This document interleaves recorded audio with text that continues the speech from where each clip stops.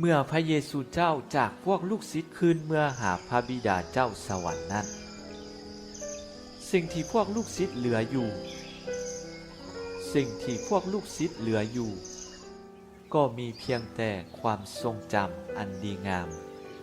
เมื่อเวลาพวกเขามีชีวิตอยู่กับพระเยซูเจ้า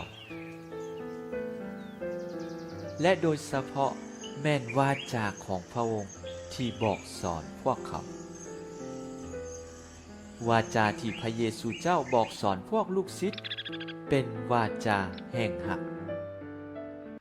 เพราะพระองค์เป็นองค์แห่งความหักด้วยเหตุนี้พระเยซูเจ้าจึงกล่าวกับพวกลูกศิษย์ว่าถ้าพวกเจ้าอยากตั้งมั่น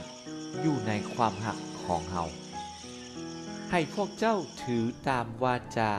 คำบอกสอนของเฮาเกี่ยวกับความหักคือให้พวกเจ้าหักกันและกันเหมือนกับเฮาได้หักพวกเจ้าสิ่งนี้สะท้อนให้เห็นว่า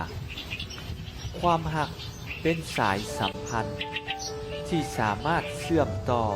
ระหว่างพระเยซูเจ้ากับพวกลูกศิษย์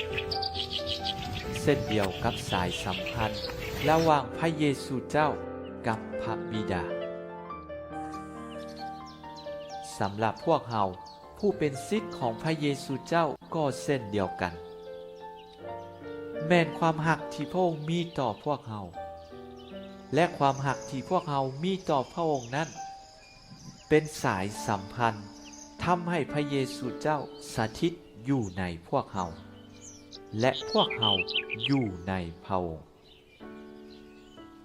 ถ้าเมื่อใดพวกเราหักบ่อยู่ในความหักของพระเยซูเจ้าอีก